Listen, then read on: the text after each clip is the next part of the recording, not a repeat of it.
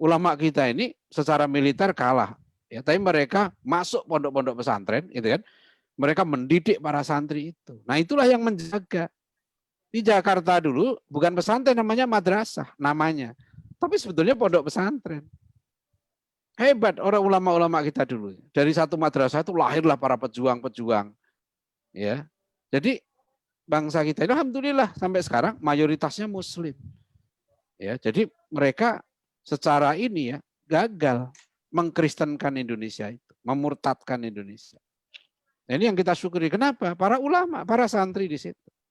Nah, sekarang inilah ya, tentu tantangannya bentuknya sudah berbeda, tapi substansinya sama. Ya, karena namanya kekufuran, ya itu sama. Kenapa sama? Ya karena iblisnya sama. Ya, ini pemain utamanya itu sama. Pemain lama ini yang kita hadapi ini. Ya, ini aktornya masih aktor yang dulu menggoda siapa? Bapak kita di surga, Nabi Adam alaihissalam, masih sama. Iblisnya ya itu juga. Ya, cuma sekarang kita nggak ngerti iblis itu ada di mana. Kalau tahu, mungkin iblis sekarang ada di dekat Klaten situ. Ya kita nggak ngerti juga. Ya kalau ada sih langsung serbu aja iblis itu. Ya kita jangan-jangan iblis itu juga dengerin seminar kita malam ini. Ya nanti mereka juga bikin seminar yang sama. Ya mereka selalu tahu ya di mana strateginya kan. Dalam soal Al-An'am 112 kan disebutkan. Wa kadzalika ja'alna likulli nabiyyin aduwa sayatinal insi wal jinni yuhi ba'dhum ila ba'din zukhrufal qauli ghurura. Musuh para nabi itu sama. Siapa itu? Sayatinal insi. Setan dari jenis manusia. Ya. Dan setan dari jenis jin. Nah, kerjaannya bisikin kata-kata yang indah dengan tujuan untuk menipu. Nah, ini memang yang berat nih ngadepi setan yang nyantri. Nah, itu berat itu. Ya, apalagi lulusnya terbaik. Ya, apalagi kemudian penguasaan Qur'annya banyak. Kan itu yang paling ditakutkan Rasulullah itu kan. Mimma akhafu ala ummati zallatu alimin wajidalu munafik fil Qur'an. Termasuk hal yang aku khawatirkan menimpa umatku adalah apa? Orang-orang apa alim, ya kan? Orang alim loh ini, ya kan? Lulusan pesantren, ya mungkin dia gelarnya sudah kiai haji, profesor, doktor, kiai haji, ya tinggal almarhum aja yang belum gelarnya itu panjang gitu ya. Nah itu yang berat itu zallatu alimin kata Rasulullah. Ya dan yang kedua wajidalu munafik fil Quran. Jadi sekarang yang kita hadapi, yang para santri hadapi itu nanti bukan orang lain. Yang antum hadapi adalah sayatinal insi. Nah, gitu kan. Kan itu kan saya pikir ya kenapa ya kisah iblis itu diulang-ulang dalam Al-Qur'an. Kan sama. Itu kan yang kita hadapi ini sama. Iblis itu pinter loh. Coba ketika bujuk Nabi Adam, apa iblis ngomong, Adam, udah deh nggak usah dengerin larangan Tuhan itu, cuekin aja. Ah itu amatiran itu setannya. Ya, model begitu tuh amatiran. Iblis canggih. Kan dia bilang ke Adam kan begini kan, wahai apa? Yang surat Al-A'raf tuh, illa antakuna malakaini au takuna minal khalidin. Itu bayangan saya waktu itu ya. Ustadz Mu'in, Ustadz Ibu Rahman, ya, bayangan saya iblis waktu itu cakep. Ya, ketika dia berkata waqasamahuma inni lakuma laminan nasihin. Berarti iblis itu kan lebih senior dari Adam, dia lebih duluan di surga. Ya, makanya ana khairum minhu kan itu. Jadi secara psikologis iblis itu nggak mau gitu. Angkuh dia sombong, aba wastakbaro wa kana minal kafirin. Ini yang kita hadapi sekarang yang berat ini yang begini nih. Ya. Dia iblis itu ngerti ya. Kalamullah ngerti gitu kan. Dia menafsirkan. Ya, makanya jangan heran di Jogja ada nulis disertasi doktor ya kan. Akhirnya menghalalkan zina. Coba bayangkan. Ya. Apa namanya? Saya waktu ke Solo itu dapat disertasinya geleng-geleng. Dari judul sampai kesimpulan, disertasi itu terang-terangan loh. Ya kan? Bahwa apa namanya? Hubungan seksual di luar nikah ya, itu diperbolehkan. Ya, jadi judulnya sudah seperti itu. Ya, dengan alasan milkul yamin itu dibuat tafsiran baru. Ini bukan sembarangan, ini sudah pernah iblis melakukan seperti itu.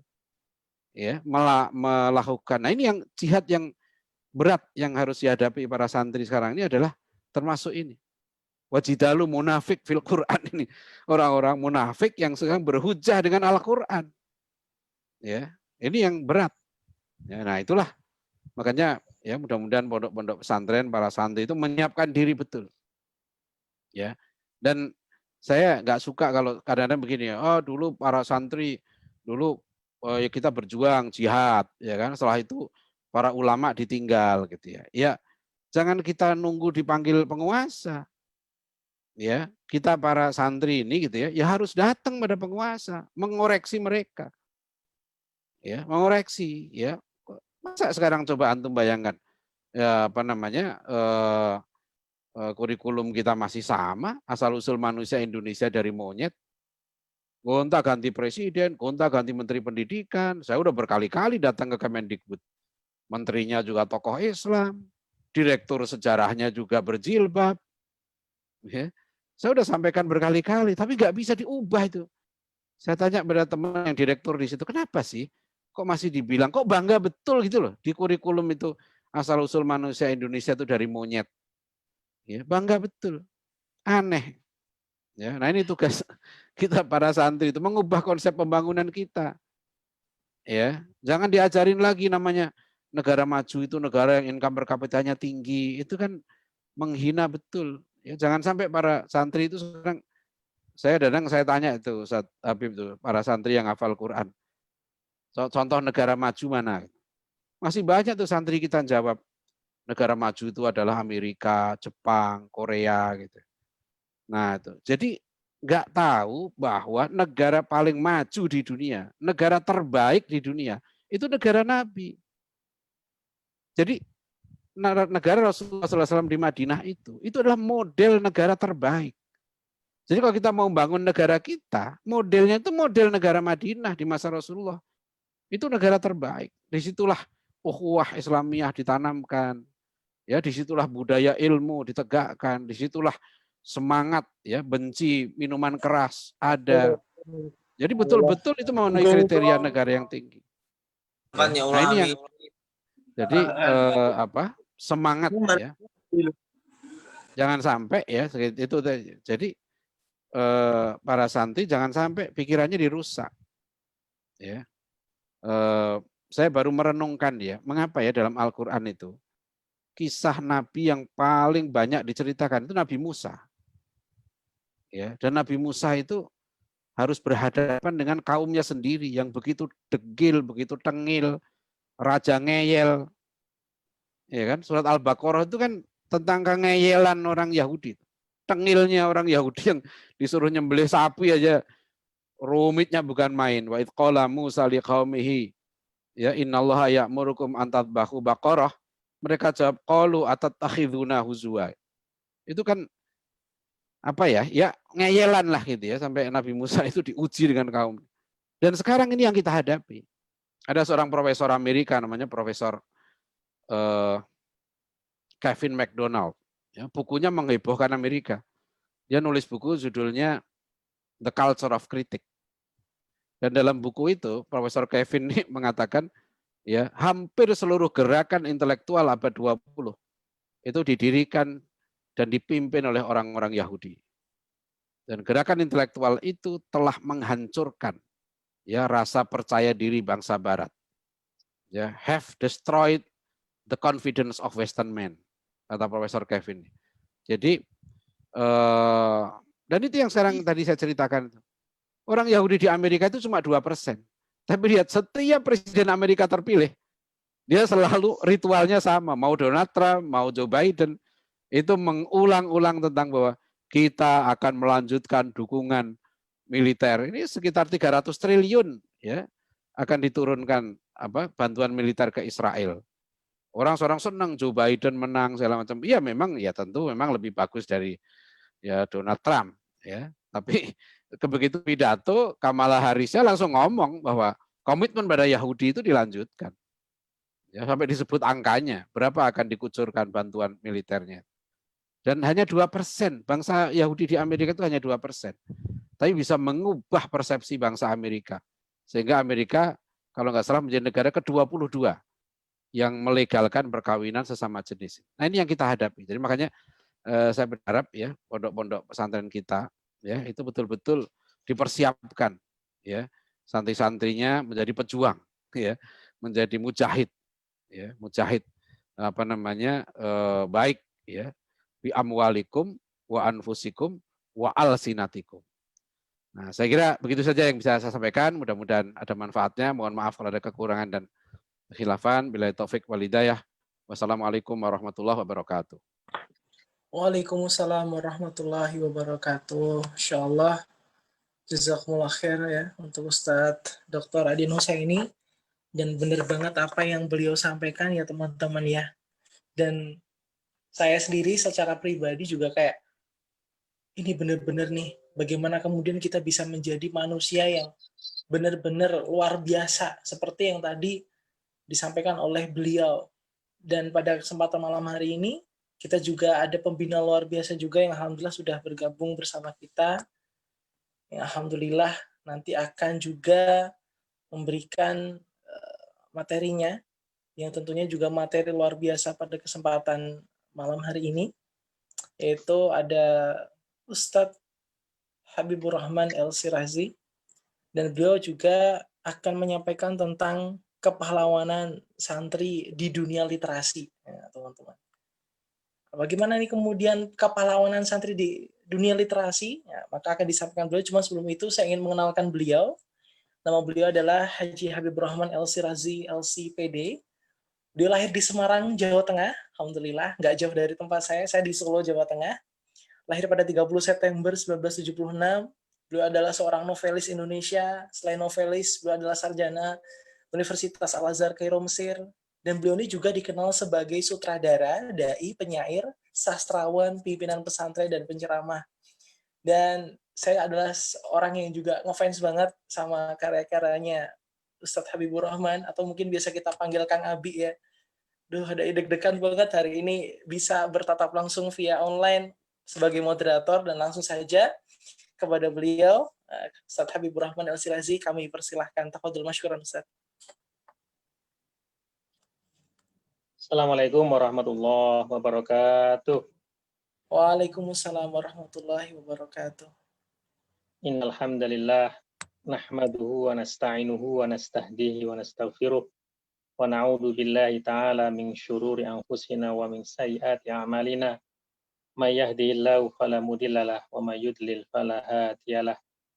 Asyhadu an la ilaha illallah wahdahu la syarikalah wa asyhadu anna nabiyyana Muhammadan abduhu wa rasuluh wa safiyuhu min khalqihi wa habibuh ballagha risalah wa addal amanah wa nasaha lil ummah wa kashafallahu bihil ummah wa tarakana ala mahajjatil bayda lailuha kanahariha la yazihu anha illa halik.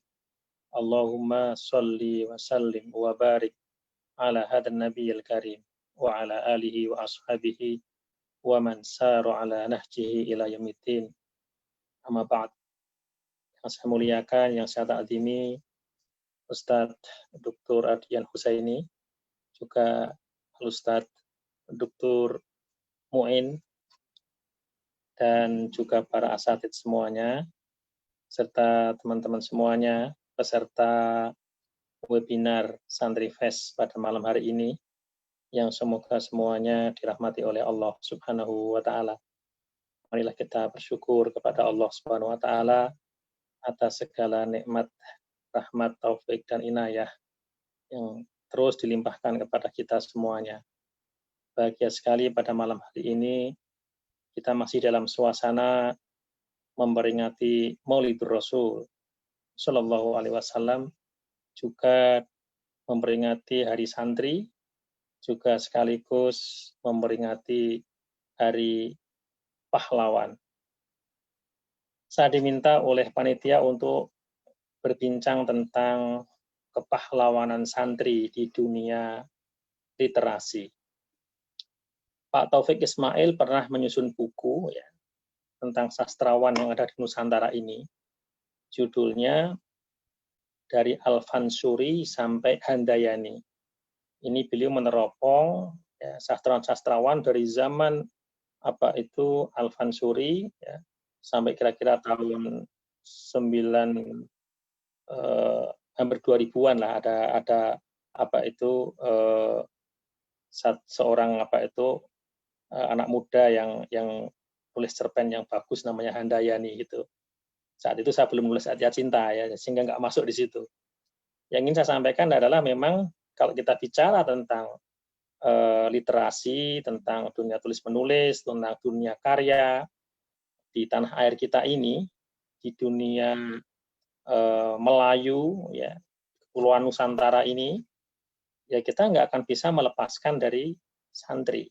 Santri menjadi sentralnya, santri menjadi penggeraknya. Mulai dari apa itu Al-Fansuri, Hamzah Al-Fansuri, ya meskipun apa itu sebagian kita nggak sepakat dengan pemikirannya ya, tetapi harus diakui bahwa Hamzah Al-Fansuri dalam hal apa itu literasi ya dia menjadi tonggak di Kepulauan Nusantara ini ya kan, dan diperbincangkan oleh banyak sastrawan, banyak kritikus, ya banyak pakar ya, syair-syairnya, kemudian tulisan-tulisannya memang sastra. Ya. Terus kemudian nanti yang setelah Hamzah Al-Fansuri ada ulama berikutnya yang apa itu, dan ini tradisi yang menarik ya, tradisi di Nusantara ini sudah menjadi tradisi yang luar biasa ya, polemik pemikiran ya. Muncul berikutnya ulama Nuruddin Ar-Raniri yang mengkanter pemikiran-pemikiran Al-Fansuri ya. Itu juga menjadi satu karya sastra yang luar biasa, dan seterusnya nanti kita akan mendapati ulama-ulama berikutnya. Jadi sama di banyak tempat, terutama di dunia Islam, yang menjadi apa itu penggerak ilmu pengetahuan itu adalah para ulama dan santri. Ya, ulama itu sebelumnya santri dulu, kemudian menjadi ulama begitu. Dan mereka adalah orang-orang, kalau kita bicara tentang literasi itu kan kalau makna awal dari literasi itu adalah terkait sama membaca sama menulis. Mudahnya begitu. Literasi itu adalah bagaimana orang itu bisa membaca, menulis, itu makna awal sekali.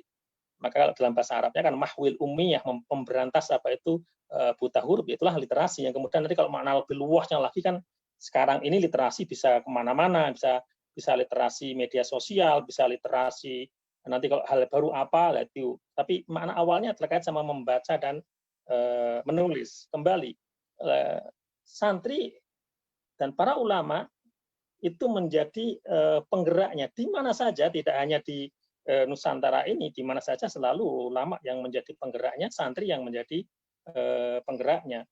Bahkan kalau kita meneliti terkait sama bahasa yang sekarang kita gunakan saat ini untuk berkomunikasi, yaitu bahasa Indonesia, yang menetapkan apa itu kaedah-kaedah berbahasa Melayu pertama kali, menentukan kaedah-kaedahnya, itu juga seorang ulama, Raja Haji Ali yang ada di Pulau Penyengat, yaitu satu pulau di Kepulauan Riau, dan saya alhamdulillah udah sampai ke sana, udah melihat itu masjidnya ya, dan itu sangat menarik sekali kalau suatu ketika teman-teman bisa sampai ke Pulau Penyengat akan melihat di sana dulu juga sudah ada satu forum namanya Forum Ar-Rushdiyah, yaitu satu kelompok studi para ulama saat itu yang sudah mendiskusikan banyak hal ya kan, yang di situ ada isinya para ulama-ulama dan para cendekiawan, di antaranya adalah yaitu Raja Haji Ali itu sendiri dengan karya-karyanya itu adalah orang yang pertama kali menulis tentang tata bahasa Melayu.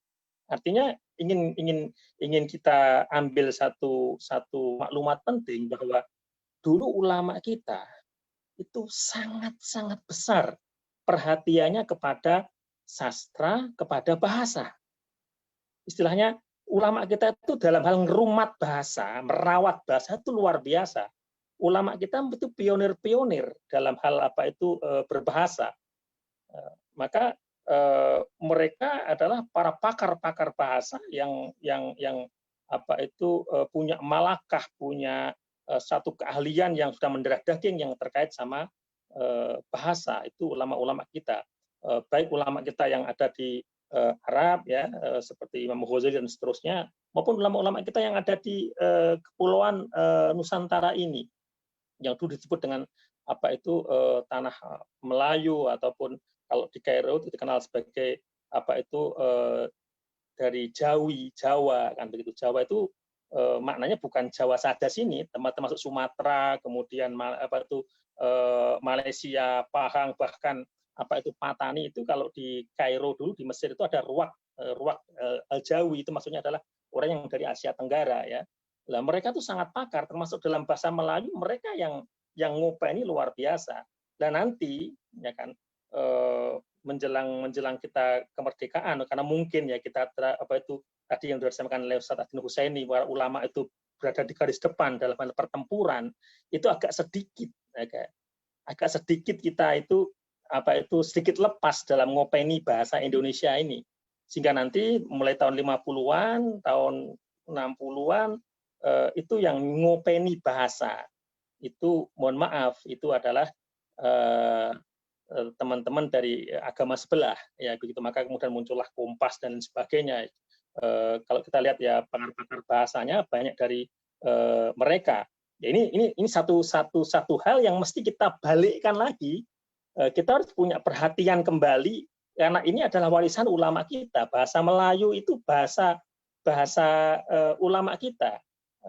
Bahasa menunjukkan bangsa. Bahasa itu ada identity, kalau kata Malaysianya, ada identitasnya, ada jati dirinya di sana. Bahkan dalam bahasa itu juga ada akidah yang ada di sana. Dan ulama-ulama kita dulu sudah memasukkan banyak sekali hazanah apa itu keislaman ke dalam bahasa kita, ke dalam bahasa Indonesia, yang kita sebut bahasa Indonesia, yang kemudian juga nanti kalau di Malaysia menjadi bahasa Malaysia. Nah sekarang ketika kemudian sudah masuk dunia milenial yang sangat dahsyat ini, nah inilah peran santri diperlukan di sini.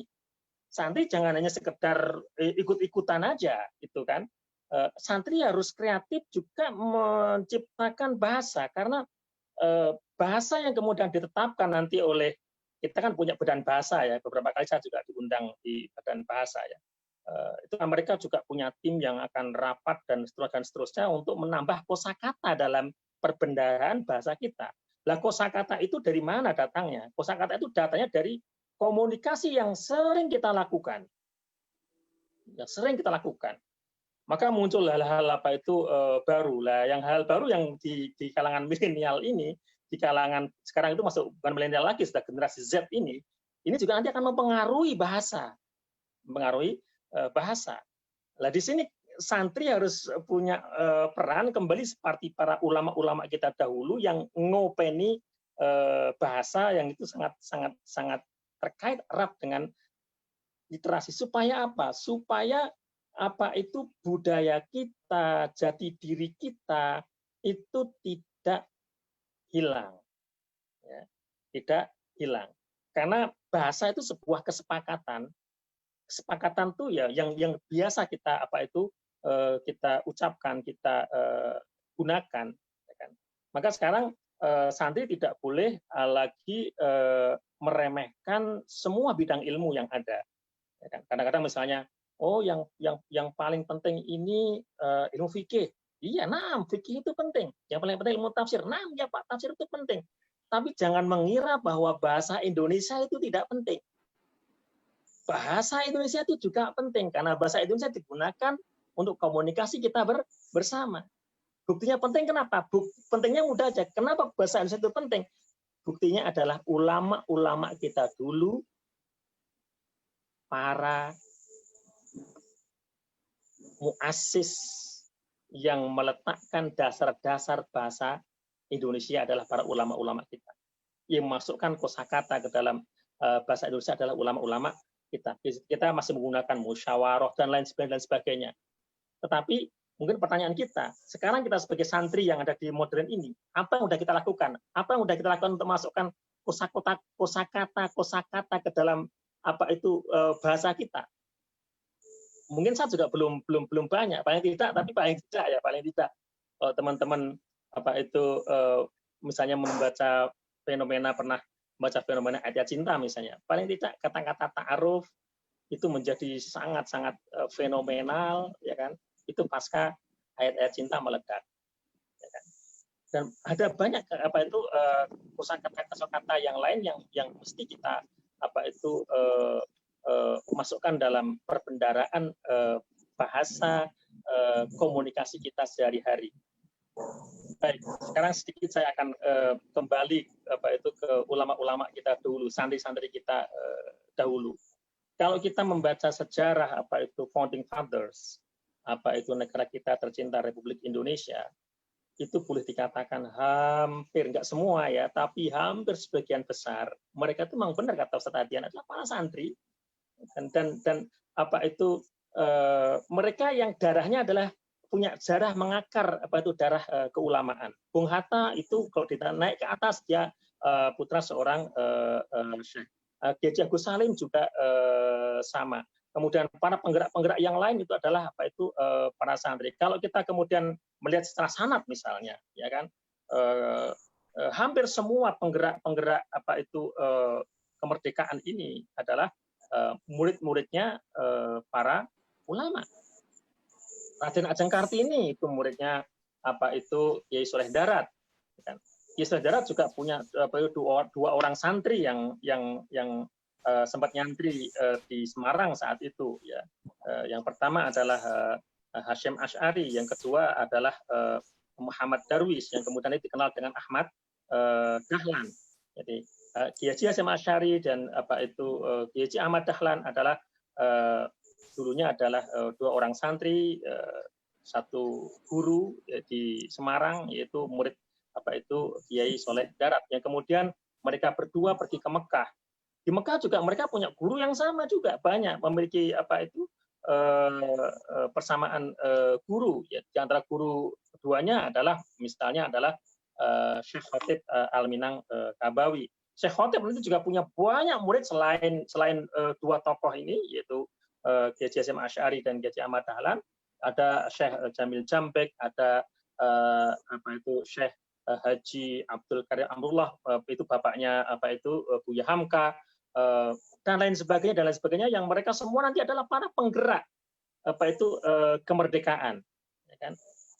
Kemudian saya sedikit akan masuk ke Kiai Soleh Darat. Soleh Darat ini seorang ulama yang yang unik. Kalau kita bicara tentang kealiman Soleh Darat, itu sesungguhnya kalau kita melihat istilahnya ibarat pendekar begitu ya. Pendekar itu tataran keilmuannya sampai di mana begitu, kira-kira begitu. Kiai Soleh Darat ini seperguruan dengan seperguruan dan seangkatan dengan Syekh Nawawi Al-Bantani. Cuma bedanya Syekh Nawawi Al-Bantani itu bermukim di Hijaz, di Mekah ya, dan nanti menjadi juga ulama besar di sana, menjadi imam di Masjidil Haram, menulis karya-karyanya dalam bahasa Arab yang banyak sekali ya, masih bisa kita temukan sampai sekarang. Sebagian karyanya juga diterbitkan di Mesir, di Kairo ya. Kalau Kiai Soleh Darat itu dia pulang ke tanah air, menulis karya dalam bentuk bahasa Jawa. Dan kadang-kadang saya tuh sempat berpikir bahwa santri dulu ini sudah ada strategi dakwah, ya kan? Yang jangan jadi nggak pulang semua ke tanah air, tapi nggak semua juga tinggal di Mekah, kan begitu. Yang seperguruan ini yang satu tinggal di Mekah, kemudian supaya nanti kalau ada santri yang ke Mekah juga bisa belajar di sana, kemudian dia juga istilahnya di zamannya gitu, Syekh Nawawi Al-Bantani ini sangat-sangat terkenal di zamannya, sangat-sangat terkenal ya. Keulamaannya sangat terkenal, dan kita masih bisa membaca karya-karya beliau sampai sekarang yang banyak sekali ya kan. Nah, ini juga nanti melahirkan banyak ulama juga. Tetapi kemudian kalau misalnya di Hijaz semuanya kan nggak ada yang istilah itu yang membumi di tanah air. Maka Kiai Soleh Darat kemudian pulang ke tanah air. Nah, kalau istilahnya, kalau dalam istilah saya, Syekh Nawawi Al-Bantani ini memang untuk lebih elit secara keilmuan, untuk para santri-santri elit, santri-santri yang apa itu yang istilahnya kalau di sini udah khatam kitab-kitab tertentu kemudian dia ke Mekah, maka dilanjutkan sampai di sana kemudian menjadi alim besar di pulang ke tanah air. Di sana juga ada ulama-ulama yang lain ya, ada tadi apa itu Syekh Khotib Al-Minangkabawi, kemudian Syekh Mahfud At-Tirmasi dan banyak ulama-ulama yang ada di sana. Nah, kalau Syekh apa itu atau Kiai Sulaiman dia pulang ke tanah air dan menjadi ulama yang produktif juga dalam berkarya. Dalam literasi ini produktif sekali saya apa itu Kiai Sulaiman ini. Dan menariknya tidak tulis dalam bahasa Arab, ditulis dalam bahasa Jawa Pegon. Dalam bahasa Jawa. Di antaranya misalnya kitab Majmu'atus Syariah Al-Kafiyah lil Awam. Memang judulnya bahasa Arab, tapi ini kitab berbahasa Jawa, menjelaskan tentang syariah, menjelaskan tentang akidah dalam bahasa Jawa. Dan yang menarik dalam karyanya ini apa itu Kiai Sulaiman itu memasukkan apa itu ideologi perlawanan kepada kolonialisme, kepada Belanda, ya kan? Dalam itu karya-karya termasuk di dalam kitab Majmu'atus Syariah, ya. Termasuk akan kita temukan misalnya nih ya, di antara fatwanya apa itu Kiai Soleh Darat itu adalah beliau itu memfatwakan bahwa menjadi pegawai apa itu pegawainya Belanda itu haram. Itu haram. Itu sama saja membantu orang berbuat zalim. Membantu orang yang berbuat zalim sama saja dia berbuat zalim. Dan Belanda itu zalim. Maka menjadi pegawainya Belanda itu haram. Termasuk menjadi penghulunya Belanda haram. Ini jadi apa itu ulama-ulama kita itu luar biasa dalam hal perlawanan terhadap apa itu Belanda. Tidak selalu harus langsung bentuknya pedang, tapi kadang-kadang bentuk karya ini kadang-kadang juga sangat dahsyat perlawanannya. Termasuk apa itu Kiai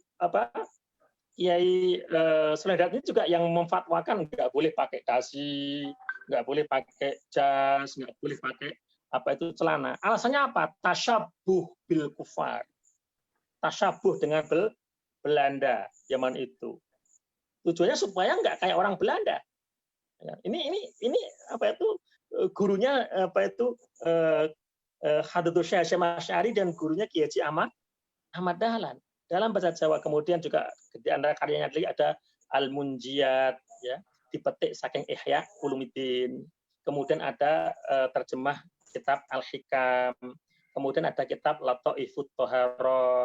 Kemudian ada kitab Fasolatan ya, kitab mengajari salat. Ya kan? Jadi kalau apa itu tadi saya sampaikan temannya yaitu Syekh Nawawi Al-Bantani itu elit untuk ngajari santri-santri yang elit yang belajar ke Mekah, maka dengan bahasa Arab yang apa itu tingkat tinggi gitu ya.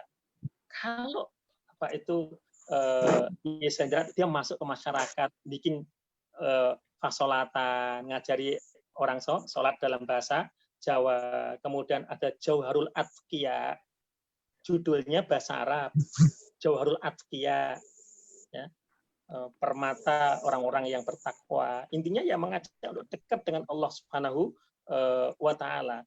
Kemudian juga ada Minhajul Atqiya. Kemudian punya tafsir Faidur Rahman. Nah, yang menarik, tafsir Faidur Rahman ini asbab apa itu wurudnya istilahnya. Kenapa Syekh Kiai Sulaiman ini nulis Faidur Rahman? Ternyata suatu ketika Kiai Sulaiman ini ngisi pengajian apa itu di daerah Demak atau di Jepara ya. Di antara yang apa itu yang mendengarkan pengajian itu adalah Raden Ajeng Kartini dari apa itu balik tabir begitu, ada Raden Ajeng Kartini mendengarkan. Setelah mendengarkan menarik yang disampaikan juga tentang tafsir dan menarik. Kemudian Raden Ajeng Kartini protes kepada dalam tanda petik protes ini kenapa apa itu kita ini berkali-kali membaca Al-Quran tapi nggak paham maknanya. Kenapa nggak dibuat terjemahannya ke dalam bahasa Jawa sehingga kita bisa paham apa itu isi Al-Quran. Dan di antara apa itu curhat Wiwitan Raden Ajeng Kartini yang kemudian disampaikan kepada Ki Sendrat ini juga ditulis di dalam habis gelap terbitlah terang, itu ada juga di sana. Yang itu kemudian Ki Sendrat berpikir untuk menulis tafsir dalam bahasa Jawa, atau paling enggak semacam terjemah ya, ditambah sedikit ya, kita sebut tafsir lah, tafsir dalam bahasa Jawa. Jadi boleh dikatakan tafsir berbahasa Jawa pertama kali itu ditulis oleh Kiai Soleh Darat. Kalau tafsir berbahasa Jawa yang lengkap pertama kali ya ditulis oleh Kiai Haji bapaknya Gusmus, ya. Kiai Haji Mustafa Bisri. Kalau tafsir dalam bahasa Melayu pertama kali itu Turjumanul Quran, itu yang yang dari Turjumanul Mustafid itu yang sangat terkenal itu, ya. Teman-teman semua yang dirahmati oleh Allah Subhanahu wa taala, ya. Tentang kepahlawanan para santri dalam dunia literasi, mungkin yang ini yang garis besar yang terakhir ya saya sampaikan, ya. Di antaranya adalah santri, para kiai, pesantren itu punya andil sangat besar dalam menjaga yang tadi Ustaz Adin Husaini sampaikan itu budaya ilmu di negeri kita tercinta Republik Indonesia. Ketika Belanda yang saat itu memegang kekuasaan, punya aturan dan lain sebagainya, itu lebih cenderung untuk membuat bangsa ini bodoh, yang boleh sekolah hanya kalangan tertentu, orang-orang Belanda dan orang-orang pegawai-pegawainya saja, orang-orang biasa itu nggak boleh sekolah. Santri, para kiai datang menjadi solusi dengan dibukanya pesantren di desa-desa, ya kan, rakyat jelata masih bisa belajar meskipun tidak menggunakan saat itu yang digunakan adalah huruf Latin, yang digunakan adalah huruf Arab, tetapi itu bagian sangat penting dalam menjaga budaya ilmu, menjaga kesehatan berpikir bangsa ini. Jadi bangsa ini tetap menjadi bangsa yang melek ilmu pengetahuan, melek politik juga, karena para kiai ini juga punya hubungan dengan yang ada di Timur Tengah dan dunia yang lain. Jadi ada di semuanya yang belajar, yang ada di pesantren, dan Anda berada di tempat yang tepat. Di tempat yang tepat, ya mari kita kembali mengikuti sunnah para ulama kita, kembali serius dalam berprestasi, serius dalam belajar, kemudian menulis, berkarya, sehingga menjadi mujahid-mujahid yang cerdas, mujahid-mujahid yang berilmu, sehingga ketika menentukan langkah adalah langkah-langkah yang strategis, langkah-langkah yang dengan pertimbangan-pertimbangan yang matang. Itu saja yang bisa saya sampaikan. Hadza wa astaghfirullah li wa lakum. Assalamualaikum warahmatullahi wabarakatuh. Waalaikumsalam warahmatullahi wabarakatuh. Insyaallah ya. Jadi kalau mungkin sedikit saya tangkap itu memang kita tuh sebagai generasi muda pun tadi yang disampaikan oleh beliau adalah banyak sejarah-sejarah yang kita tuh tidak tahu. Dan kata guru saya juga, Ustadz Syihabuddin ya, guru saya Mudir Ishkarima itu, beliau pernah berkata, orang yang belajar sejarah itu dia biasanya juga akan lebih dewasa dari orang-orang yang lain. Kenapa? Karena dia akan mencontoh perilaku masa lalu yang terbukti hasilnya gitu. Dan ini karena keterbatasan waktu, mungkin akan langsung saya bacakan beberapa pertanyaan yang sudah masuk, yang terpilih. Pertanyaan untuk Kang Abi dan juga Dr. Adian. Pertanyaan pertama dari Khofidatur Rafiah. Pertanyaannya adalah bagaimana cara atau tips yang tepat untuk menanamkan nilai karakter baik di zaman yang serba menang, atau siapa yang memiliki, atau di zaman siapa yang memiliki kekuasaan. Silakan untuk Siapa terlebih dahulu yang menjawab? Mungkin Kang Abi dulu atau Dr. Adian? Dr. Adian yang beliau pakar pendidikan. Fadol Syekhona.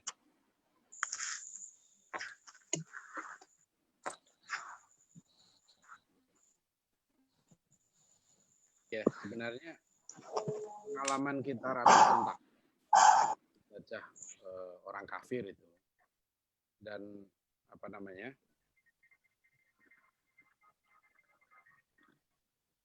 daya tahan ya masyarakat kita, umat kita terhadap gempuran akidah, akhlak juga dari kalangan penjajah itu sebetulnya menunjukkan bahwa kekuasaan politik itu dan militer bukan segala-galanya. Tentu sangat penting ya. Kata-kata yang beredar, ada videonya Pak Mahfud MD yang mengutip Ihya Ulumuddinnya Imam Al-Ghazali itu. Inna fasada ra'yati bi fasadil muluk. Wa fasadal muluk bi fasadil ulama. Wa fasadal ulama bi hubbil mal wal jah.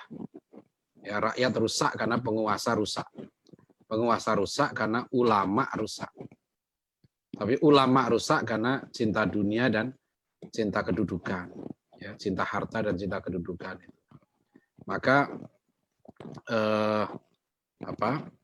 peran ya, dari ulama ini sangat penting. Tentu kita berharap ulama dan umaroknya baik gitu. Kalau itu akan hebat tuh kalau di dalam sejarah Islam ya, di masa Khulafaur Rasyidin, beberapa kekhalifahan sesudahnya gitu. Tapi pernah satu masa misalnya khalifahnya nggak benar gitu, seperti Al-Ma'mun Mu'tazilah. Tapi umat kan nggak ikut Mu'tazilah, umat ikut Ahlus Sunnah. Jadi jangan melihat bahwa kalau penguasanya nggak benar gitu ya, itu terus kita nggak bisa baik, nggak bisa beralasan begitu. Kan kita tetap harus berakhlak mulia, ya siapapun presidennya, siapapun gubernurnya. Ya di Solo itu wali kotanya udah berapa tahun bukan Muslim. Buktinya orang-orang Solo tetap aja hebat-hebat. Jadi penguasa artinya bukan berarti penguasaan nggak penting ya. Jadi itu maksudnya gini, jangan sampai dalam membangun ya karakter tadi gitu ya, atau akhlakul karimah lah, itu kita bergantung sama penguasa gitu. Kita harus punya jiwa kemandirian. Ini ciri pesantren itu jiwa kemandirian ya, saya pernah nulis tuh, siapapun menteri pendidikannya itu kita nggak usah terlalu memperhatikan itu, karena pesantren kita itu mandiri. Kalau bahasa Pak Hasan Abdullah Sahal kan, pesantren itu atasannya Allah. Ya, kita ini atasannya Allah. Ya, jangan bergantung gitu ya, kepada orang lain. Tentu kita memperhatikan semua realitas yang terjadi di tengah masyarakat.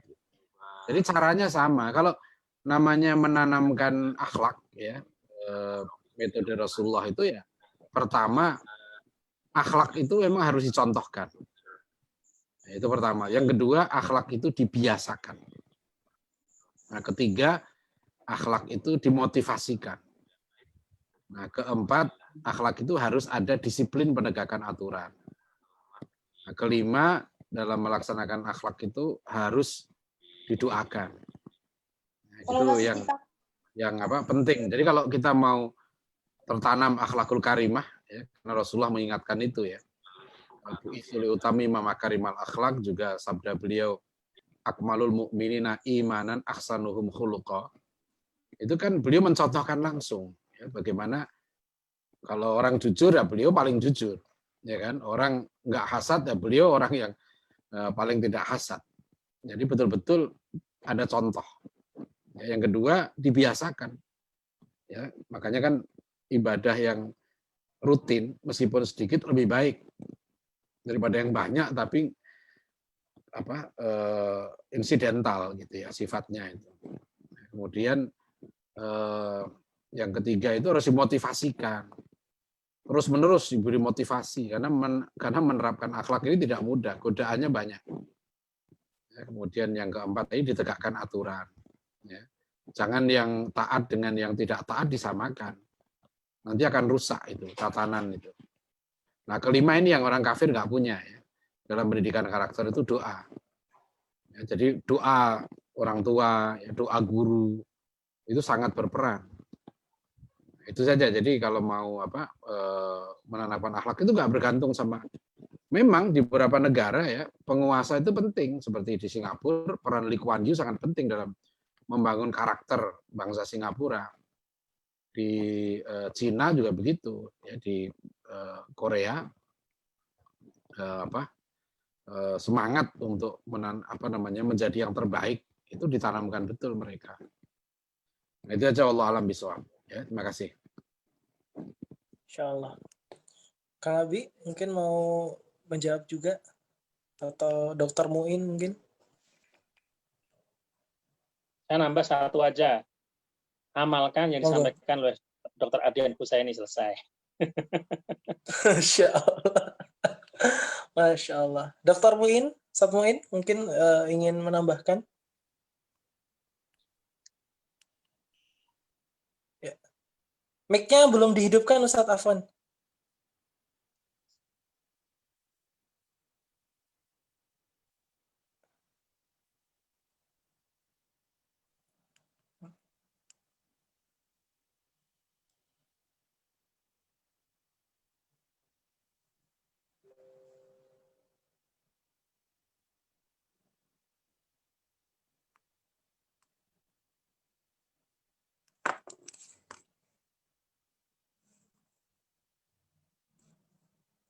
Ustaz Muin, Afwan, mikrofonnya mungkin diaktifkan. Belum aktif. Ya. Enggak, masalahnya matiin bukan saya. Oh, jangan-jangan ini yang matiin yang sebelah tuh Ustaz, yang viral kemarin tuh. Nggak tahu. Ya. Baik. Berarti masalah penanaman ya? Iya Ustaz, jadi pertanyaannya menanamkan nilai karakter baik di zaman yang serba siapa yang memiliki kekuasaan seperti itu. Ketika ya memang gini, dikatakan bahwa ar-ra'iyatu ala dini ra'iha, bahwa rakyat itu sesuai agama pemimpinnya. Walaupun kama takunu yuwalla alaikum. Ya memang pemimpin itu lahir daripada rakyatnya. Untuk itu ya maka dari situ, karena kemudian kita tanya bagaimana pemimpin rusak mempengaruhi rakyatnya, maka harus ada ideologi yang kuat yang mengalahkan pengaruh pemimpin kepada rakyatnya. Maka disitulah pentingnya pahlawan. Jadi perlunya ada pahlawan yang menghidupkan orang yang mati iman. Aku Isa da'a mayyitan faqama lahu wa anta tuhyil umama minal adam. Saudaramu Nabi Isa itu mukjizatnya menghidupkan orang mati, tapi engkau menghidupkan masyarakat utuh dari kematiannya. Jadi memang perlu ada ya ulama-ulama seperti Ustadz Adian yang memang terjun langsung ke lapangan, membina masyarakat. Maka insya Allah ketika pengaruh ilmu ulama, hikmah Rabbaniyin itu kuat, maka insya Allah kalau kita contohnya lihat ya, Habib Rizik ya, yang begitu kuatnya. Itu insya Allah kalau beliau nanti kuat menyuarakan nilai-nilai, saya yakin ya, akan memiliki pengaruh yang besar. Ya, kalau buktinya ya contohnya Rasulullah dan para rasul. Ya. Para rasul itu kan kebanyakan di dalam masyarakat yang sangat rusak. Kemudian juga dalam kondisi ya penguasa yang rusak juga. Tapi kenapa kok bisa berhasil menanamkan? Ya, karena ada qobiliyah, ada penerimaan dari publik terhadap bimbingan pemimpinnya. Walaupun ya saya yakin itu perjuangan berat. Karena apa? Terakhir kali ini barangkali nanti bisa dijawab oleh Ustadz Husain juga ya. Ustadz Husain, Sunatullah juga mengatakan sih kalau tidak ada qobiliyah, tidak ada penerimaan, rasanya sulit juga. Contohnya, ini malah saya ingin tanya pada Ustadz Husain gitu. Jadi saya melihat Sunnatullah itu tidak akan berubah. Kalau kita lihat ya bagaimana Nabi Musa alaihissalam mendidik Bani Israil yang begitu lamanya. Tapi terakhir kali setelah tinggal memetik hasilnya, didapatkan karakter daripada yang beliau bina ini nggak layak sama sekali. Sehingga ketika suruh masuk ke Palestina, ngomongnya udah pergi aja dengan Tuhanmu sana. Maka kan jawaban Nabi Musa, ya Rob, aku nggak memiliki kecuali diriku sendiri dan saudaraku. Udahlah, pisahkan aku dengan mereka deh, gitu. Dan ternyata itu disambut oleh Allah juga. Ya udah, kalau begitu haram atas mereka. Mereka akan tersesat di gurun Sinai selama 40 tahun, gitu kan. Dan saya melihat ini, walaupun pendidiknya itu sehebat Nabi Musa, tapi kalau yang dididik itu memang tidak punya semangat jihad, tidak punya semangat kepahlawanan, ya akhirnya Nabi sendiri mengatakan, udahlah pisahkanku dengan mereka, aku nggak bisa apa-apa dengan mereka. Dan ternyata itu benar. Tetapi memang Nabi Muhammad berhasil, kemudian para ulama berhasil, di waktu keterpurukan mereka muncul, kemudian ada penerimaan publik terhadap mereka, cahaya masuk pada mereka, jadilah membangun generasi baru. Contoh yang saya sangat kagum itu kisah yang dikisahkan oleh Syekh Yahya Al-Yahya. Beliau menceritakan Cina dan Rusia ya. Jadi di waktu otoriter yang luar biasa itu, mereka itu akhirnya belajar itu dengan sembunyi-sembunyi di bunker-bunker gitu. Jadi kata Syekh Yahya, ngantarkan anaknya terus tidak ketemu setelah 5 tahun baru ketemu.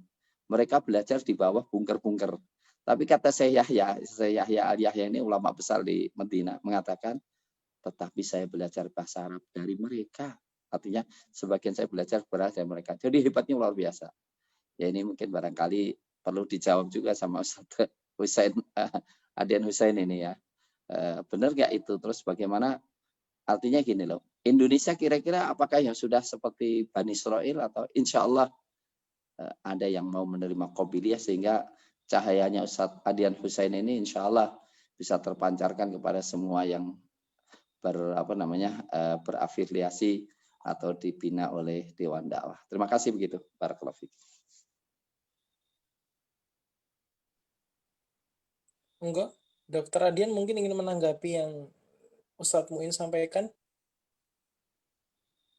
terkait apakah Indonesia seperti Bani Israel atau tidak ini. Kalau di dalam kitab Ta'limul Muta'alim itu kan pendidikan itu akan berhasil kalau tiga-tiganya baik ya. Satu, gurunya baik, ya, dua, muridnya baik, ketiga, orang tuanya baik. Nah, tiga itu harus kompak itu. Nah, kalau ada yang masuk pesantren sini, orang tuanya kita bilang, kalau Bapak Ibu pengen anaknya masuk UI, masuk ITB, saya bilang kalau itu tujuan niatnya, tujuan utama, saya bilang Bapak Ibu masih normal. Yang kesini itu yang nggak normal, yang sudah di atas normal. Pokoknya pengen anaknya jadi orang soleh aja gitu, pengen jadi orang baik, jadi pejuang. Nah itu dari awal sudah harus niatnya benar tuh, ya niat mencari ilmunya harus benar. Sebab tujuan untuk meraih ilmu yang bermanfaat itu hanya dua caranya. Satu, niatnya benar, kedua adabnya benar, gitu kan. Nah, yang dikatakan Dr. Muin itu betul tuh kan dalam surah As-Saff juga Nabi Musa memang menghadapi kaum yang degil itu kan. Wa idh qala Musa liqaumihi ya qaumi ya lima tu'dzunani wa qad ta'lamuna anni Rasulullah ilaikum falamma zaghu azaghallahu qulubahum wallahu la yahdi qaumal fasiqin gitu lah. Memang ini muridnya yang degil ini gitu. Gurunya hebat-hebat gitu, muridnya udah degil ini. Nah, ini nggak boleh ini kalau muridnya harus juga ikhlas ya mencari ilmu. Dari awal tuh harus ditata. Malah dalam muqaddimah kitab Bidayatul Hidayah itu kan Imam Al-Ghazali menulis in kunta taqsidu bi talabil ilmi lil munafasat wal mubahat ya wa taqaddum alal aqran wastimala tawujuhin nas ya fa anta sa'in fi hatmi dinika ya wa ihlaki nafsika wa ustadzika ya wa bai'i akhiratika bidunyaka. Nah, itu artinya kalau sudah dari awal ya, nah ini yang terutama untuk para santri memang yang berat sekarang itu tuh pasang niat dulu gitu ya. Niat cari ilmunya ini harus benar-benar lurus. Ya, nah itu yang kelihatannya Bani Israel kayaknya begitu, Dr. Muin. Memang udah degil gitu. Dia udah nggak bener ini anunya, apa namanya? Ya falamma zaghu itu kan dia sudah memang niatnya itu udah nggak bener dari awal. Nah itu nggak bisa, itu harus ikhlas. Ya. Nah itulah yang apa sahabat Rasulullah itu luar biasa, mereka sampai seperti ya diperintahkan Rasulullah apa saja siap. Nah, itu barangkali itu menjadi pelajaran penting bagi kita sekarang. Terima kasih itu. Ya. Kang Abi ingin menambahkan mungkin? Mungkin ikut nambah dikit. Jadi kalau kita melihat kisah-kisah para nabi, kemudian juga kita melihat sirah baginda Rasulullah Sallallahu Alaihi Wasallam, memang kita mendapati ada sisi yang baginda Rasulullah itu layak untuk disebut sebagai Sayyidul Anbiya wal Mursalin. Di antaranya adalah rahmatnya Rasulullah itu luar biasa. Yang ini yang membedakan Rasulullah dengan nabi-nabi yang lain. Kita nggak berandai-andai, Dr. Muin. Misalnya, seandainya Nabi Musa mungkin tidak begitu doanya, mungkin akan lain ceritanya, gitu. Mungkin yang berandai-andai. Tapi kita ingin melihat di umatnya Rasulullah itu yang degil-degil seperti Bani Israel itu juga luar biasa kan. Tadi yang apa itu misalnya kalau kita mendengar cerita bahwa malaikat pun sampai geram ketika Rasulullah ke Taif seperti apa kan. Tapi Rasulullah memiliki sifat rahmah yang luar biasa. Ini saya rasa yang kemudian menjadi ciri khas apa itu ulama umatnya Rasulullah itu rahmatnya di sini. Rahmat yang tidak pernah putus asa di dalam apa itu ngrumat santrinya. Ngrumat santrinya.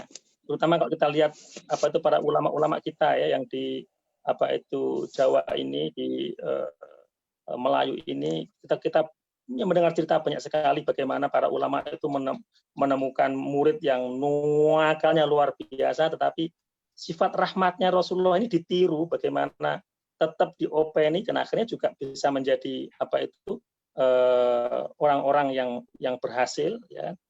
Dan saya kok sangat optimis kalau apa itu para ulama itu tetap apa itu meneladani betul sisi rahmatnya Rasulullah SAW yang itu mau menjadi ciri khas yang luar biasa dari Rasulullah SAW kan.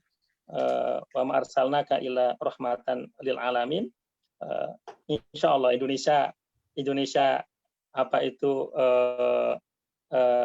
masa depannya cerah insya Allah. Amin rabbal alamin. Amin, Allahumma amin. Masya Allah ya.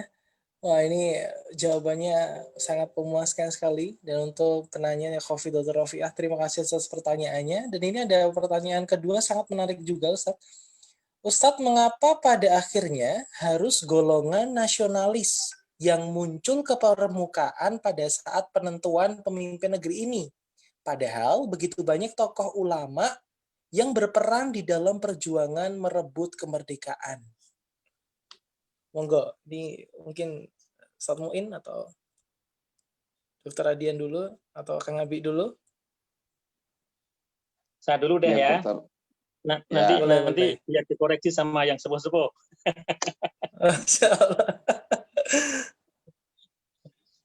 Jadi kenapa kok yang nasionalis yang muncul? Ini saya pernah mendapatkan cerita dari mbah saya. Kebetulan mbah saya itu dulu juga ikut apa itu menjadi laskar Hizbullah gitu kan ya, bersama dengan ya zaman itu santri-santri apa itu ikut apa itu berjuang. Nah, kenapa kemudian para nasionalis itu yang kemudian apa menjadi pemegang kekuasaan? Itu zaman itu saking tawaduknya santri. Jadi para santri begitu perang dianggap selesai, ya kan, banyak sekali para santri Ya termasuk mbah saya juga saat itu. Kan mereka sebelum perang itu udah punya musola, punya ini. Mereka udah pernah perang itu udah selesai, dianggap kewajiban apa itu membela negara udah rampung, ya balik ke musola. Balik di antara kayak gitu banyak balik yang ke pesantrennya lagi. Kan begitu. Itu yang pertama. Yang kedua memang dulu juga apa itu ada politik ya, politik dari kalau kita lihat apa itu nanti yang bisa lanjut ke ketentaraan misalnya itu harus ada syarat apa itu punya ijazah ini dan itu juga ada politiknya di sana ya. Yang kemudian otomatis para santri kan nggak punya ijazah kan semacam itu memang ada politiknya di sana yang nanti Pak Nasir juga ikut punya perjuangan dan sebagainya. Tapi di antaranya yang apa itu di antaranya yang apa itu menurut mbah saya itu kok begitu. Jadi saking tawaduknya para santri karena apa itu sudah apa itu berjuang yang diharapkan itu bukan duniawi, ya sudah Indonesia sudah merdeka kembali ke pesantren. Lah nanti perspektif yang lain pasti Ustadz Adin Irsani punya itu di sana. Allah alam bisawab. Monggo Ustadz Adian. Ya, sebetulnya ya taruhlah ya dalam sejarah politik di Indonesia itu ada dua arus utama ya ketika berpikir tentang negara dan agama. Adalah yang disebut dengan golongan Islam dan golongan kebangsaan. Kalau Bung Karno menggunakan istilah itu. Dan itulah yang terjadi. Jadi memang belajar dari perang Diponegoro, Belanda kemudian memperbesar ya pendidikan sekuler itu. Dan ketika 1901 mulai dicetuskan politik etis, itu dibangunlah salah satu politik etis itu di samping pertanian dan juga pendidikan. Maka dibangunlah sekolah-sekolah Belanda yang luar biasa. Dan sekolah Belanda waktu itu kualitasnya sangat tinggi. Ya, jadi dan masyarakat pribumi yang masuk sekolah mulai dari SD, HIS, kemudian SMP-nya Mulo, ya, AMS, SMA, itu orang-orang hebat. Gitu. Bayangkan Pak Natsir itu lulusan SMA. SMA Belanda waktu itu kata Pak Natsir, Pak Natsir itu kalau belajar mau ujian satu mata pelajaran, beliau itu diwajibkan membaca minimal 36 buku.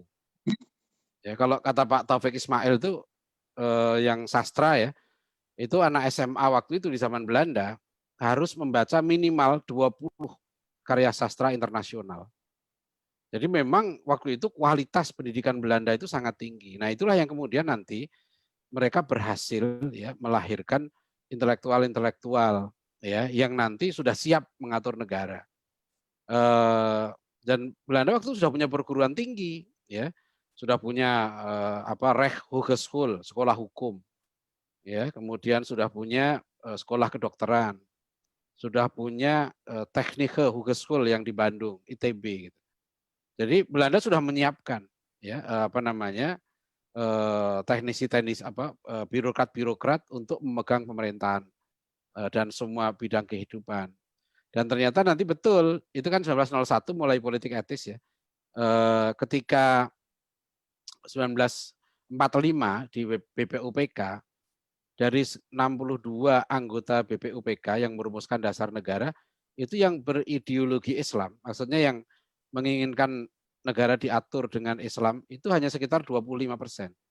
Hanya sekitar 15 orang. Bahkan nanti di PPKI lebih kecil lagi. Ya, yang ikut lobby 18 Agustus itu hanya 3 orang dari tokoh Islam itu. Ki Bagus Hadikusumo, Kasman Singodimedjo dengan Tengku Muhammad Hasan dari Aceh.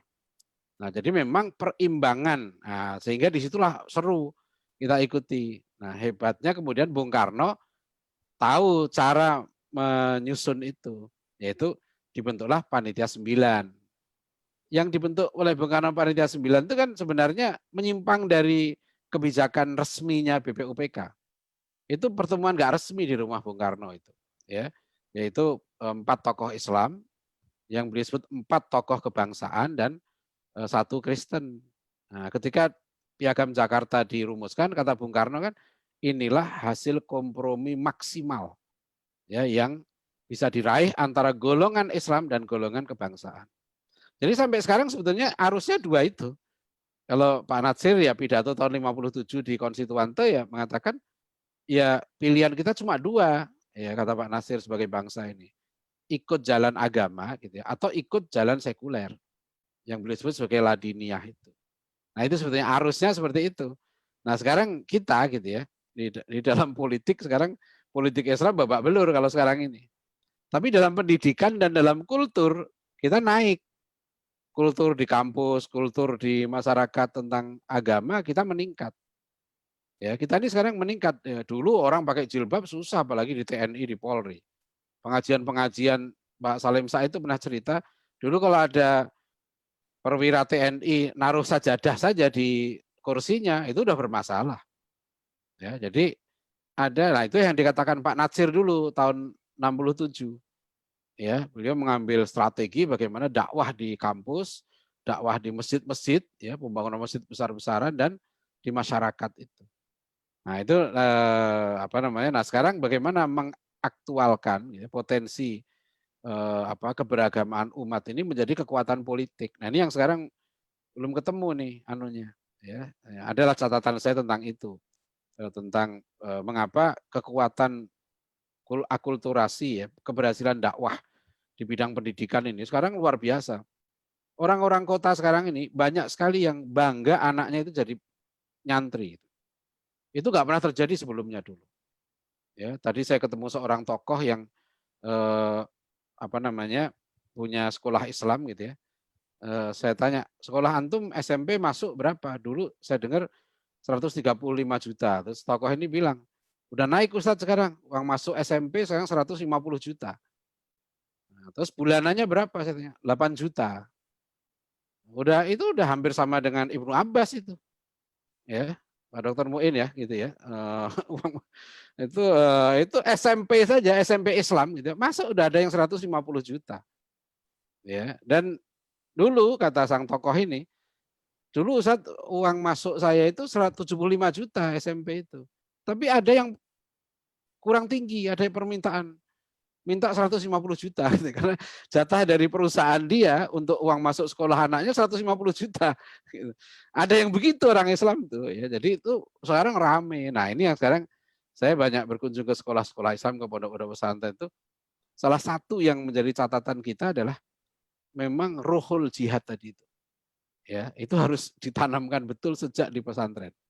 Ini nasihat Luqmanul Hakim itu, ya bunayya aqimis shalah wa'mur bil ma'ruf wanha anil munkar, ya wasbir ala ma asobak inna dzalika min asmil umur. Itu harus ditanamkan betul-betul itu. Saya punya mahasiswa di Sukabumi itu, suami istri itu mahasiswa saya S3 itu. Itu santrinya itu 3.000 lebih pesantrennya itu. Tapi 90% lulusannya itu jadi buruh pabrik. Nah, itu yang mereka pusing gitu. Santrinya itu 3.090% lulusan pesantren itu jadi buruh pabrik, kan banyak di Sukabumi, Bogor dan seterusnya. Nah, itu ini tantangan kita di bidang pendidikan tadi itu. Jadi kalau pertanyaannya mengapa itu, ya salah satunya memang orang sekuler waktu itu sudah lebih siap ya untuk memegang pemerintahan ya. Dan tapi sebetulnya ulama kita nggak kalah cerdik ya. Di awal abad 20 ya, tiba-tiba sekolah kolonial Belanda itu mencapai sekitar 600. Sekolah Cina waktu itu juga sekitar 500-an. Nah, ulama kita itu cerdik ya. Maka 1905 berdiri Mambaul Ulum di Solo. 1905 di Jakarta berdiri Jamiat Khair. Madrasah Aliyah Internasional, Jamiat Khair itu. Ya, kemudian rata-rata pondok pesantren berdirinya nanti awal abad 20 tuh. Ya sebelum yang tua-tua ya, yang Sedokiri dan sebagainya. Nah, itu ulama kita juga melawan dengan pendidikan. Muhammadiyah berdiri 1912, ya, Mu'alimin Muhammadiyah kan 1918. Nah, baru muncul perlawanan dari Ki Hajar Dewantoro itu 1922. Itu semua melawan kolonial. Ki Hajar Dewantoro aja bilang 1922 bahwa pendidikan kolonial ini hanya melahirkan anak-anak kita jadi buruh. Ya, mereka mentalnya bergantung sama penjajah, sama kolonial. Maka pendidikan Ki Hajar Dewantoro kan 4 jenjang, dari taman indria, taman muda, taman dewasa, dan tertinggi taman guru atau taman pamong. Karena bagi Ki Hajar guru itu ngemong, murabi. Nah, sebetulnya itu istilahnya murabi waktu itu di apa namanya kalau sekarang gitu ya. Maka disebut taman. Gitu. Itu sebetulnya saya pernah nulis artikel, saya bilang Pak Nadiem ini loh pesan Ki Hajar. Ki Hajar sangat nggak setuju dengan sistem pendidikan kolonial. Ya. Karena hanya mendidik anak-anak mentalnya itu menjadi buruh. Nah, itu tuh yang ditanamkan. Walau alam. Jadi begitu ya kira-kira di samping yang tadi disampaikan Ustadz Habibur Rahman itu melengkapi bahwa memang banyak ulama kita dulu yang apa ya ikhlas lah gitu ya kembali ke pondok, kembali ke mana ke madrasahnya ya. Nah itu saya makasih. Dr. Muin, tafadhol, mungkin ada tambahkan? Oke. Jadi gini, mungkin setiap zaman berbeda ya kalau yang disampaikan Ustadz Habib itu adalah zaman dulu karena keikhlasan, tapi itu juga kekurangan, mestinya ikhlas tidak mau berkuasa, tapi juga harus ada perjuangan yang menguasai dia harus orang Islam gitu. Itu artinya kelemahan di dalam memahami siasat syariah. Jadi seharusnya gini, bahwa kita memang tidak punya ambisi berkuasa, tapi kita harus punya perhatian besar yang menguasai kita harus Islam. Ya itu. Jadi itu karakternya para sahabat. Jadi para sahabat itu tidak mau berkuasa, tetapi tidak mau yang menguasai itu adalah orang yang tidak tepat, gitu kan. Kisah apa namanya suksesi Rasulullah ke Abu Bakar dan ke jadi suksesi ke Abu Bakar dengan kisah dialognya Umar dan Abu Bakar menunjukkan tentang hal itu. Nah kalau zaman sekarang, kalau saya melihat seperti Ibnu Khaldun itu kan mengatakan yang namanya kekuasaan itu asobi ya. Asobi yang dimaksudkan adalah dukungan gitu. Jadi kalau dulu raja didukung oleh keluarga-keluarga. Nah kalau sekarang kepartean yang didukung oleh masyarakat itu. Yang jadi masalah adalah pemahaman atau ketulusan dalam berpolitik zaman sekarang ini sangat bermasalah gitu kan.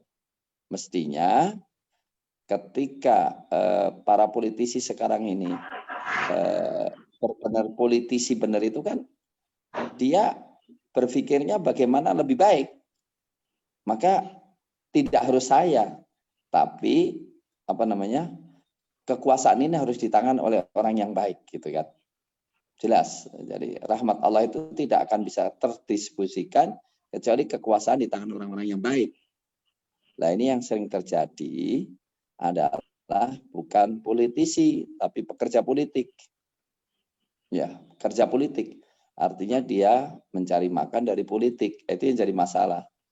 Kemudian akhirnya seperti yang terjadi. Tijitibeh. Mati siji, mati kabeh. Jadi lebih baik apa? Pokoknya nekatlah nyalonin semuanya dan tahu kalau calon dari kaum muslimin double pasti yang memenangkan pertarungan adalah orang kafir. Jadi saya kira masih banyak variabel-variabel lain pada zaman sekarang, kekurangan kompakan, tidak jelas ideologinya, ya, tidak jelas fokusnya, walak dan baroknya lemah, kemudian tadi dukungan juga lemah. Kalau dalam Quran kan, kalau kita ingin menang itu ya 1 lawan 10 kalau kita kuat, kalau enggak ya 1 lawan 2. Berarti 33% harus sudah di tangan. Tetapi juga itu 33% dari lobby, 30% dari dalam berbagai hal.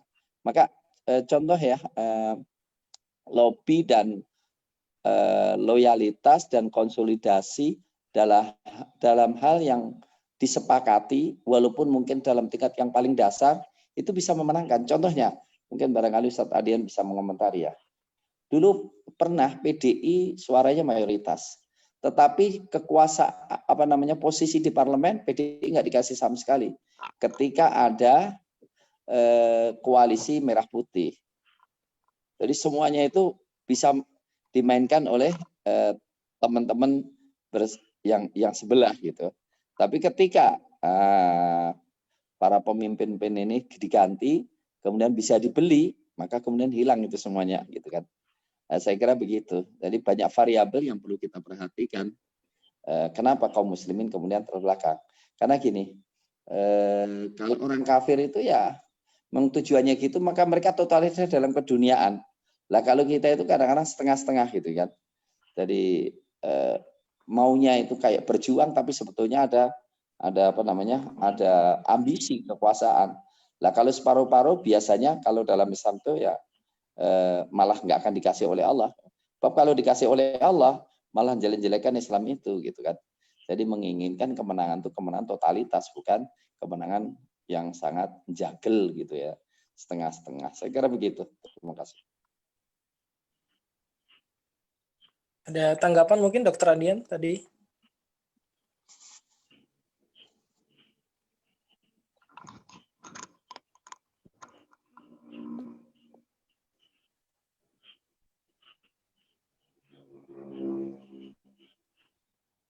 Cukup, Baik, cukup ya. Baik, ini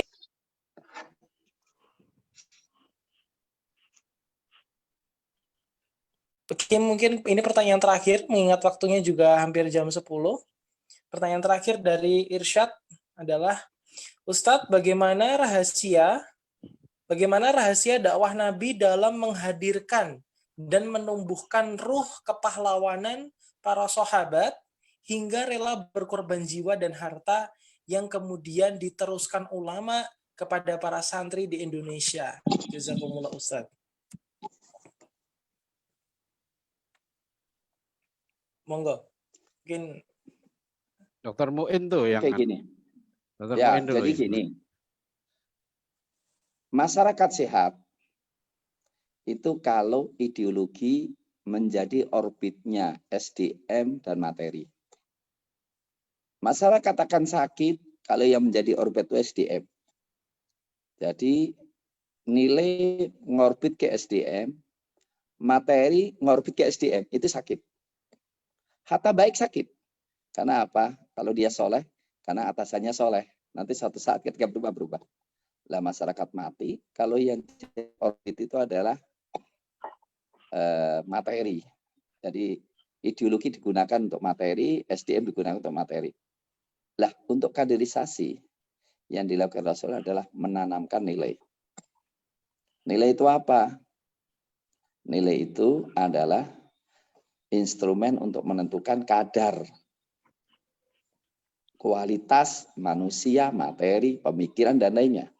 Contoh ya, kita sendiri kadang suatu saat ngaji itu semangat banget, tapi suatu saat malas. Ketika pas malas, berarti nilai pandangan kita terhadap ngaji turun. Sholat juga gitu, kadang-kadang kita semangat, kadang-kadang ketika pas turun, berarti turun nilai pula. Lah, Rasul itu berhasil mengorbitkan orang kepada nilai. Ya, kalau dalam Quran kan setiap orang itu, setiap umat itu punya wijah. Wijah itu adalah orientasi. Dia akan mengarahkan kepada orientasi itu. Mengarahkan semua aktif pada orientasi. Kemudian dikatakan, kemana saja Anda berada akan datangkan oleh Allah. Maka ketika berhasil menanamkan terus-menerus bahwa tujuan terbesar adalah ridha Allah. Dan di balik ridha Allah kita mendapatkan segala kebaikan dunia dan akhirat.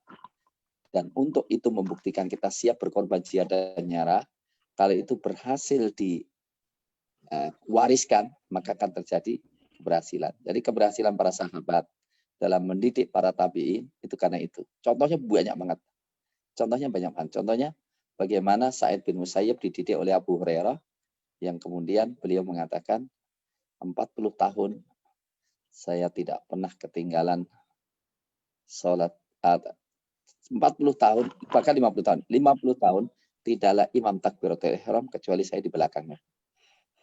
Dan ketika mau dilamar oleh siapa? Salah satu khalifah melamar anaknya. Katanya, telah datang kepada Anda dunia dan seisinya. Dia jawabkan, Atubashiruni bijana ba'udha. Atubashiruni bijana ba'udha. Wallahi la unkifah. Apa engkau akan memberi kabar gembira saya dengan satu sayap nyamuk? Karena tahu kan dalam hadis, laukan natid dunya ta'dilu ja'a ba'udha la yu'tal kafiru syurbata mimma. Kalau orang kafir, kalau dunia ini punya nilai melebihi satu sayap nyamuk, maka orang kafir tidak kasih minum satu teguk pun.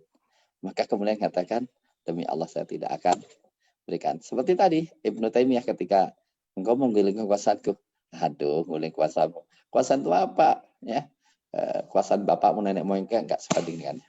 Lah kalau kita lihat Nabi Sulaiman kan, engkau nyokok aku, sungguh aku lebih kaya. Lalu kalau kita bisa gitu, umpamanya gini, engkau mau nyokok saya apa? Sholat saya 2 rakaat sebelum subuh itu lebih baik daripada dunia dan seisinya. Masa saya melecehkan dunia dan seisinya daripada subuh dengan mengikuti rayuan Anda. Nah, itu yang sebetulnya dilakukan oleh para dia sahabat kepada sahabat kepada para nabi, dan data-data itu sangat banyak sekali dan data sejarah. Terima kasih. Masya Allah. Mungkin Dokter Adian atau Kang Abi ingin menambahkan? Ya, begini, yang dikatakan Dr. Muin tadi nilai ya. Jadi yang sebetulnya kan yang diubah dari bangsa Arab waktu itu oleh Al-Quran ya, oleh wahyu itu kan cara pandangnya. Kalau bahasa sekarang world view-nya. Jadi dia bagaimana bangsa Arab itu memandang dirinya, mengenal Tuhannya, ya, mengenal hidupnya untuk apa, itu yang berubah. Nah itu yang mengubah. Nah ketika orang berubah cara pandangnya itu, maka dia memandang dunia itu jadi kecil. Dia tahu untuk apa dia hidup. Gitu. Itu yang diubah. Ya, jadi dengan Iqra bismi rabbikal ladzi khalaq itu sudah bukan sekedar membaca kan. Ya, di situ kan ketika Iqra sudah harus bismi rabbikal ladzi khalaq. Ya khalaqal insana min alaq. Manusia tahu ya bahwa dia diciptakan. Itu penting ya, bahwa dia ada yang menciptakan, kesadaran itu. Dan Tuhan yang menciptakan itu dikaitkan dengan ilmu. Ya, khalaqal insana min alaq,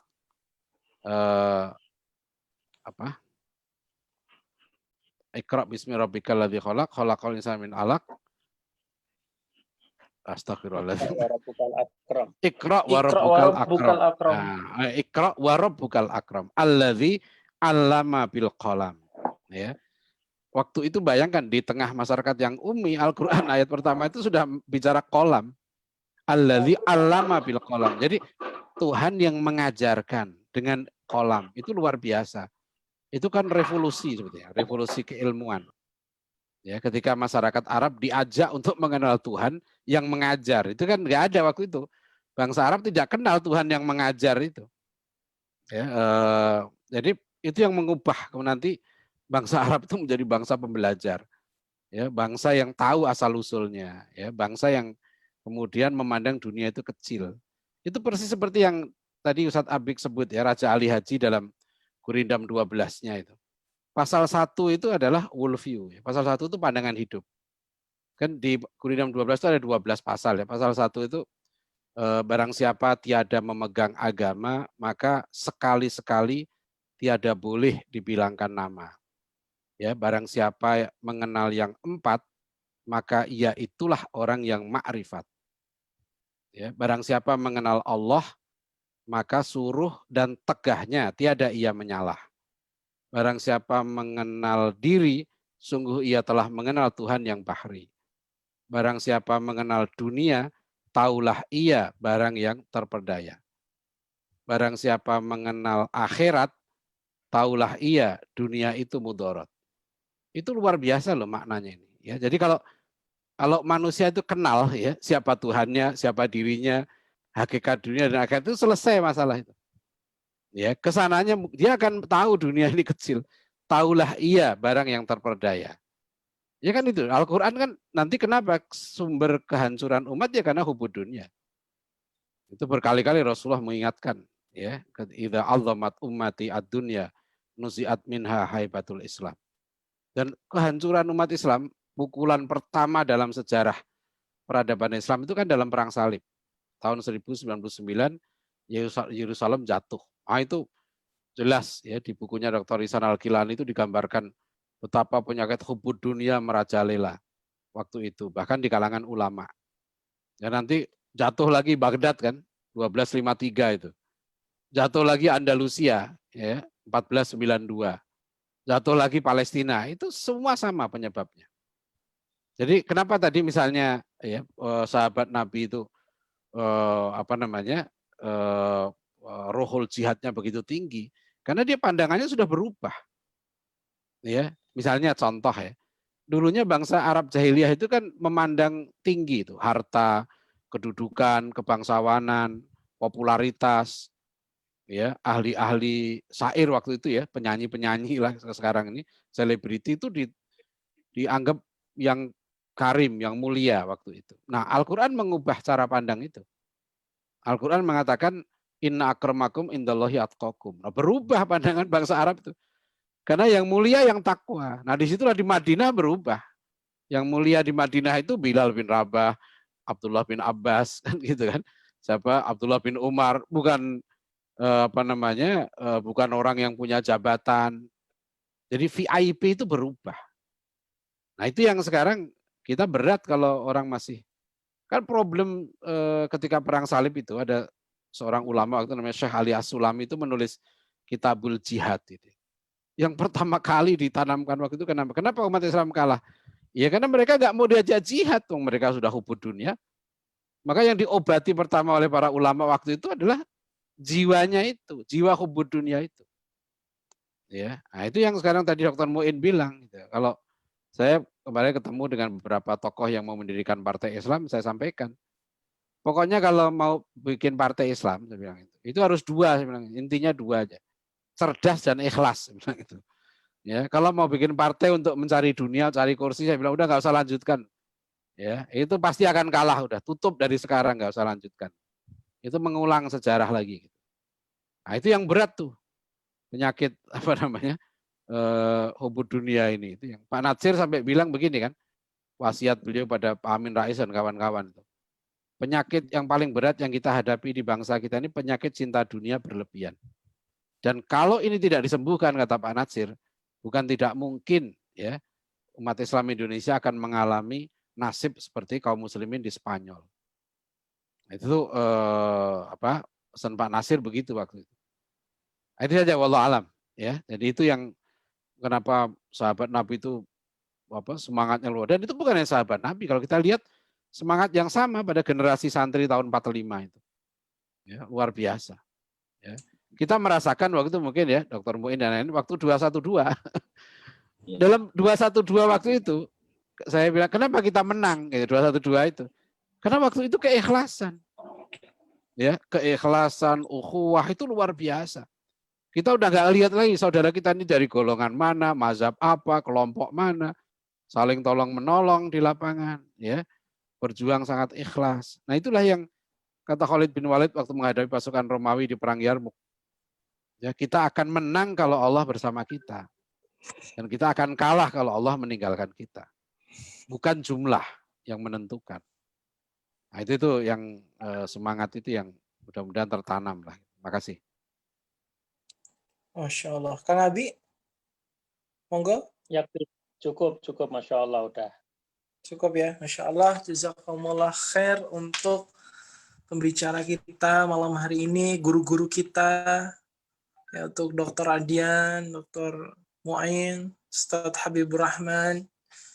Alhamdulillah, semoga ini bukan pertemuan yang terakhir, dan semoga ini saya berharap kita ada pertemuan seperti ini lagi, dan mungkin offline ya, secara langsung, karena mengingat kemarin tuh saya habis kajian bareng Ustadz Hadi Boni di Karanganyar tuh, ternyata udah penuh gitu di Karanganyar tuh, sampai di Karanganyar Islamic Center tuh. Dan saya mau semoga nih mungkin bisa Indonesia segera pulih di tempat-tempat lain tentunya. Dan mungkin sedikit saya menyimpulkan closing statement untuk malam hari ini, khususnya buat adik-adikku, buat teman-teman semuanya, simpel saja, tidak panjang-panjang. Jangan salahkan waktu yang cepat berlalu, tapi salahkanlah diri kita yang terlambat melakukan sesuatu. Mungkin seperti itu. Baik, terima kasih banyak guru-guru kita, Ustadz. Jazakumullah khair sekali lagi, dan saya selaku moderator juga mohon maaf apabila ada salah kata, karena tentunya kebenaran hanyalah milik Allah. Jazakumullah khair. Alhamdulillahirrahmanirrahim. Bila taufiq wal hidayah wa ridha wal inayah. Assalamualaikum warahmatullahi wabarakatuh. Saya kembalikan ke MC atau pembawa acara. Oke, Waalaikumsalam warahmatullahi wabarakatuh. Syukran jazakumullah buat Kak Raihan dan syukran jazakumullah buat Ustadz Muin, Ustadz Adian dan Kang Abik yang malam hari ini sudah memberikan cerita yang begitu luar biasa terkait santri maupun kepahlawanannya. Selanjutnya, kita masuk ke dalam acara pengumuman perlombaan yang mana ada 4 kategori lomba yang akan diumumkan pada malam hari ini. Insya Allah, pengumuman lomba ini akan disampaikan oleh Ustadz Umar, yaitu Ketua Forum Mahat Quran Indonesia. Kepada Ustadz Umar, dipersilakan.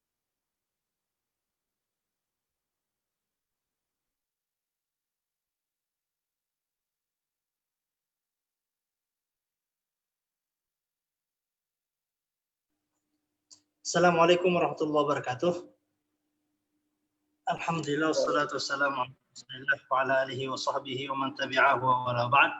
Kang Abik yang saya muliakan, silakan kalau ada keperluan Kang Abik. Ustadz Adian, kemudian Ustadz Muin, dan semua rekan-rekan yang dimuliakan Allah Subhanahu wa Ta'ala.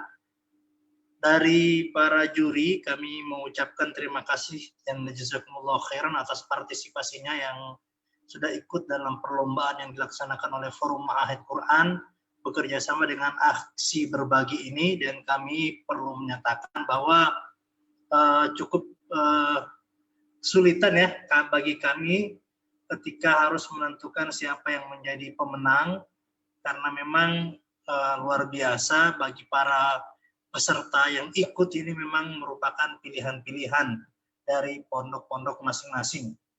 Nah, setelah berulang kali memperhatikan, setelah berulang kali menilai dari semua yang masuk, baik video Tuhfatul Atfal, Matan Jazariyah, hafalan Al-Quran, maupun lomba penulisan, akhirnya melalui rapat Dewan Juri kami memutuskan berikut ini. Silakan disimak dengan baik ya. Saya membacakannya secara urut. Pertama, juara hafalan Matan Jazariyah. Oke, Matan Jazariyah. Juara 1 ya untuk Matan Jazariyah, Aulia Fakhrun Nisa Iskandar dari Markas Abdullah bin Mubarak. Kemudian peringkat kedua, Samuel Rushdi dari Kulliyatul Muallimin Ibnu Abbas Klaten. Dan juara yang ketiga, Surya Adi Prasetyo dari Pondok Pesantren Tahfidzul Quran Qaryatul Quran. Selamat kepada ketiga pemenang hafalan dan syarah Matan Jazariyah. Kemudian Samuel kelihatannya dari ini, Ustaz. Dari Mulazamah itu. Iya betul Ustaz, dari KMI. KMI Ya, Ibnu Abbas. bukan Mahat Ali. KMI Ustaz tadi, Kulliyatul Muallimin. Ya. Kulliyatul Muallimin Ibnu Abbas Klaten. Oke. Kemudian juara hafalan Matan Tuhfatul hafalan dan syarah Matan Tuhfatul Atfal. Juara 1 Ana Lutfiyah dari Markas Abdullah bin Mubarak. Juara 2 Sastri Cahyaning Tias dari Madrasah Diniyah Darul Irsyad. Juara 3 Dinda Putri Wulandari dari Pondok Pesantren Al-Khalili Maunah Sari. Selamat untuk para juara dari Matan Syarah Hafal dan Syarah Matan Tuhfatul Atfal. Berikutnya juara video tilawah Al-Quran.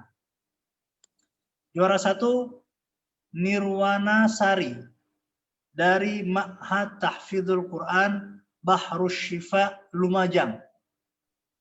Juara 2 Waliyam Mursyida Pondok Pesantren Hidayatul Islamiyah. Dan juara 3 Afofah Revalina Rahardi dari PTQ Cahaya Nusantara. Kemudian lomba menulis. Lomba menulis.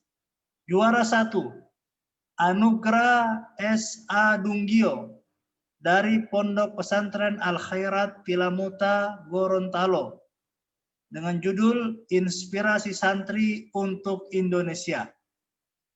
Juara 2, Sastri Cahyaning Tias dari Madrasah Diniyah Darul Irsyad dengan judul Segudang Inspirasi Santri untuk Pemuda Penerus Bangsa.